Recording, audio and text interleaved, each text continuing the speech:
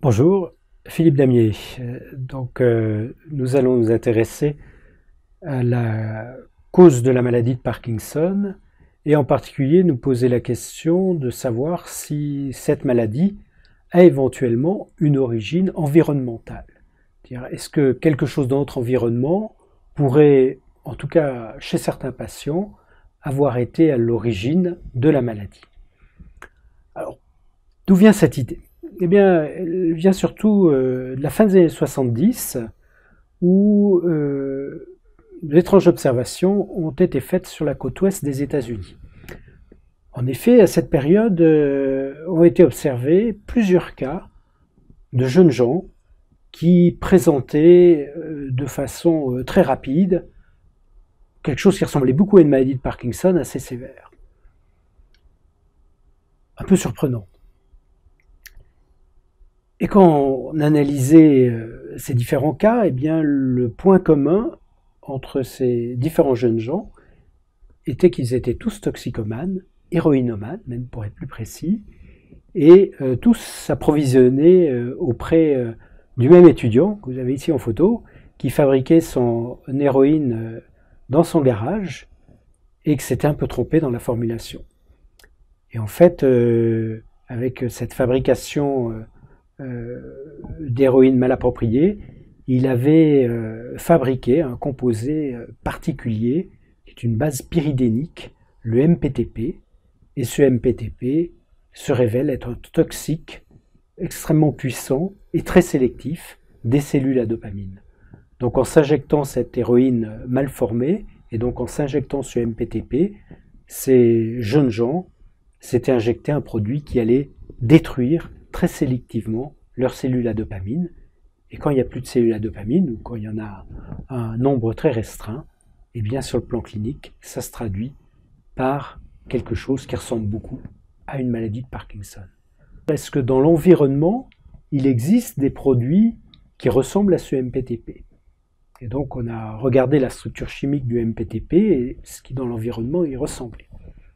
Et là, ce qui a été trouvé, c'est que pesticides, herbicides, insecticides avaient des structures proches, en particulier un produit qui s'appelle le paraquat, était assez proche de ce fameux MPTP. Sur le continent nord-américain, il y a eu un grand nombre d'études pour essayer de voir si les personnes plus exposées à ces agents chimiques environnementaux avaient un risque plus élevé ou non de développer une maladie de Parkinson. Bon, sachant que c'est toujours très difficile ces études épidémiologiques, puisqu'il faut prendre des populations de gens atteints de maladies versus des populations de personnes non atteintes et de comparer a posteriori l'exposition qu'ils ont eue aux insecticides, pesticides ou herbicides, ce qu'on appelle des études cas témoins, qui est toujours un certain nombre de biais possibles dans ces études. Mais globalement, si on fait la synthèse, on voit qu'une majorité, pour les pesticides par exemple, 18 études sur 38 montrent l'existence d'une association présence d'exposition aux pesticides, risque accru de maladie de Parkinson. Pour les herbicides, 10 sur 18, insecticides, 9 sur 17. Donc, globalement, quand même quelque chose qui va dans le sens du risque plus élevé de maladie de Parkinson si on est exposé à ces agents toxiques environnementaux. Alors, pour illustrer, par exemple, une étude l'a faite en France avec la mutualité sociale agricole par Alexis Elbaz, qui regardait chez des patients atteints de maladie de Parkinson ou des témoins quelle avait été, pendant leur vie, l'exposition à ces produits chimiques environnementaux. On voit qu'avant l'âge de 65 ans, pour les Parkinson débutants avant 65 ans, il n'y a pas de différence nette. Par contre, sur des personnes qui ont développé la maladie de Parkinson après 65 ans, eh bien, ceux qui ont une maladie de Parkinson ont, de leur vivant, été exposés plus aux insecticides, pesticides et herbicides que des sujets témoins. Donc, ce qui suggère potentiellement le rôle de ces produits dans la genèse de cette maladie, en tout cas chez certains patients. Alors, bien sûr, ce n'est pas tous les patients toutes les personnes qui sont exposées à ces agents chimiques environnementaux qui développent une maladie de Parkinson, et il y a probablement des facteurs génétiques de prédisposition qui jouent un rôle. Alors soit il joue un rôle directement sur ces agents toxiques. Par exemple, de façon génétique, vous détoxifiez moins insecticides, herbicides et pesticides, et du coup, ils s'accumulent un peu plus dans votre organisme, et si ces produits ont un tropisme particulier pour les cellules à dopamine, vous allez les détruire, ou ils donnent une toxicité générale sur les neurones à dopamine, mais si vos neurones à dopamine sont un peu fragiles pour X ou Y facteurs génétiques, à ce moment-là, vous développez la maladie.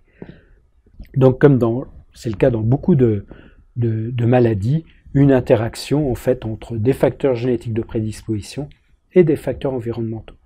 Alors, ces facteurs environnementaux quand même ont un poids suffisamment bien démontré pour qu'actuellement la maladie de Parkinson puisse être reconnue comme maladie professionnelle chez des agriculteurs qui peuvent faire la preuve d'une exposition à des quantités importantes d'insecticides, pesticides ou herbicides. Alors, est-ce qu'il y a d'autres agents environnementaux en cause en dehors des insecticides, pesticides et herbicides? Alors, certains métaux peuvent être impliqués. C'est en particulier le cas du manganèse, où des mineurs dans des mines de manganèse peuvent développer des choses qui ressemblent assez fortement à la maladie de Parkinson. Pour les autres métaux, les preuves sont un peu moins nettes. Les solvants organiques ont été aussi un temps suspectés, mais là encore, pas de preuves absolument formelles de leur implication. Et puis, si on s'intéresse aux facteurs environnementaux au sens plus large, certains ont des rôles protecteurs. Et en particulier, un qui est toujours surprenant, c'est le rôle protecteur qu'a le tabac et le café dans une moindre mesure. Et ça, pour le tabac, il y a un grand nombre d'études qui supportent ce rôle protecteur contre la maladie de Parkinson. Alors bien sûr, ce rôle protecteur est corrigé de la surmortalité que donne le tabac par cancer du poumon, par maladie cardiovasculaire. Donc même en corrigeant ça, on montre que des gens qui développent une maladie de Parkinson sont plutôt des gens qui, de leur vivant, n'ont pas fumé. Alors quelle explication en termes de mécanisme? Alors on peut se dire que peut-être dans le fait de fumer, on s'administre des produits protecteurs des cellules à dopamine, et un qui est particulièrement recherché, c'est le rôle de la nicotine. La nicotine joue sur le système cholinergique et pourrait avoir un rôle protecteur des cellules à dopamine. Il y a un certain nombre d'études expérimentales qui suggèrent ce rôle.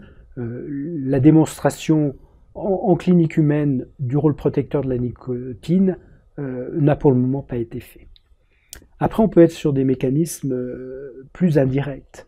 C'est-à-dire que c'est peut-être pas le tabac directement qui est protecteur, le fait de fumer qui est protecteur, mais c'est le fait de ne pas avoir envie de fumer qui est un facteur qui prédisposerait à la maladie de Parkinson.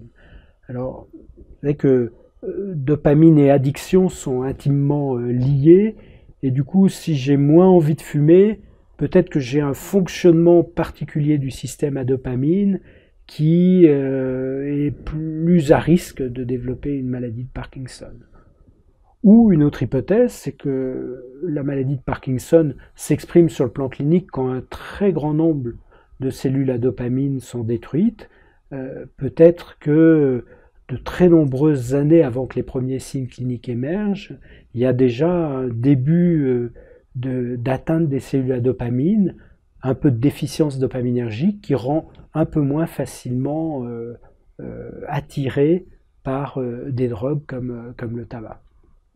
Donc vous voyez des mécanismes qui ne sont pas encore très explicites pour savoir pourquoi le tabac protège. Pour le café, on est un peu sur des raisonnements similaires. Et en tout cas, ce n'est pas de débuter du tabac ou de prendre de fortes consommations de café qu'on va éviter de développer une maladie de Parkinson. Par contre, de façon assez certaine pour le tabac, si on se met à fumer, on augmente clairement son risque cardiovasculaire et son risque de cancer du poumon.